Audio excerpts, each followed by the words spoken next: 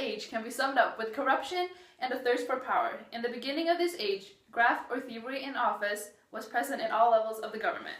This is Flashback Friday with Pernilla Sjöberg. Today we're going to be talking about the Gilded Age. In city government, political machines dominated. Political machines were organizations that worked to win elections so they could exercise power. At the national level, the largest misconduct centered around President Grant and his administration. Change was also occurring throughout the nation's cultural life. The expansion of higher education, new literature, music, sports, and arts filled people's leisure time. And now, here to tell us a little bit more about the Gilded Age, please welcome Professor Rooks.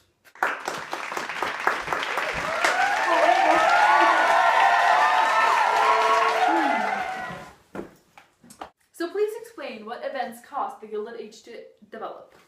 Well, you see, the Gilded Age is full of corruption and power. It was a reaction to the Industrial Revolution.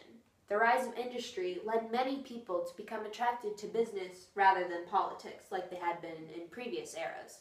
The cultural aspects of the Gilded Age were in response to the Civil War. For example, baseball was a favorite pastime during the Civil War and led to the organization of the First National League in 1876. So what other events are happening at the same time that influenced the Gilded Age? The growth of industry during this time resulted in a growing interest of business. People's thirst for power through business influenced the widespread corruption of the Gilded Age. The Gilded Age was also an era of great poverty for the U.S., as very poor immigrants from Europe came to America searching for their American dream. Alright, well thank you so much for being here at Flashback Friday and telling us about the Gilded Age today. Thank you very much for having me, Pernilla. It's always good to see you. Yeah, thank you. The three most influential figures of this era were Rutherford B. Hayes, Jane Addams, and William Boss Tweed. Rutherford B. Hayes began the reform movement our government so desperately needed after the Grant administration. He curbed the practice after patronage or the assumed right of elected officials to control political appointments to office. Hayes also refused to sign otherwise acceptable legislation if Congress had attached riders. Riders were irrelevant amendments. Jane Addams was a social activist who founded Hull House in Chicago in 1889 to help immigrants improve their lives. She won the Nobel Prize for Peace for her efforts, which raised awareness of the plight of the poor and opened up new opportunities for the advancement of American women. William Boss Tweed was in control of New York's Democratic machine for many years. He managed to steal millions of dollars of city funds, but was eventually convicted and driven from office. Tweed's scandal at Tammany Hall is one of the many examples of corruption in this era.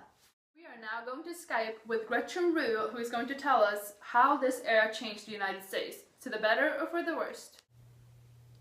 Hey Pernilla, so you asked whether the Gilded Age changed the United States for the better or for the worst. Although in the beginning of this era there was widespread corruption throughout the entire government, we as a nation changed for the better as we passed new reform policies. We began to fill our leisure time with things such as sports, specifically baseball, art, architecture, and new literature. However, for the worst, we started the national debt that has only grown to what it is today. Thanks for letting me Skype with you today. See you next time. Bye. And now we're going to go talk to Greta Rux, who's standing by with Mrs. Vanilla. Hi, Vanilla. So, can you identify and explain at least 3 key events that really define the Gilded Age? Well, Grant's presidency, he had a bad presidency that was marked by his inability to distinguish decent people from the dishonest. He fell under the sway of financial speculators James J. Fisk and Jay Gould, who gained millions of dollars from their relationship with the president. When the graft in his administration was uncovered, he also protected many of the wrongdoers. The Pendleton Act allowed the president to decree which federal jobs would be filled accordingly to rules set by a bipartisan civil service commission. This finally began the shift away from the spoils system and was a major part of the reform movement. So the last key major event was the education reform, which allowed more people to attend higher education, including women. All right. Well, thank you very much, Vanilla. Thank you for having me. And now back to you, Pernilla. So, knowing all this, we can draw connections between today and the Gilded Age. Major connection to be made between the Gilded Age and today is the government spending issue. During the Gilded Age, Congress spent the treasury surplus and began the debt that's continued to grow today. Another link is that during this era, there were government reforms in labor and working conditions. This was comparable with the government reforms in finance today. Some people are even saying that we're living in a Gilded Age of our own. And that's it for Flashback Friday today. Thank you all for watching, and we'll see you next Friday.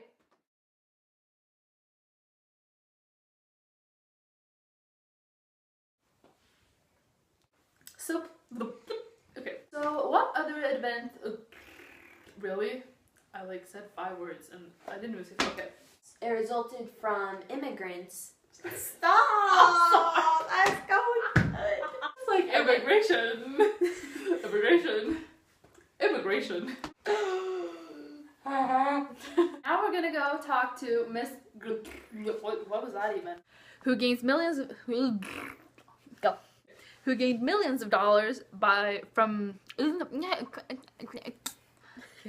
I do this too often. Okay. When the graft in his. Okay. He also protected many of the wrongdoers. Okay. Let's start over. Okay, you got it.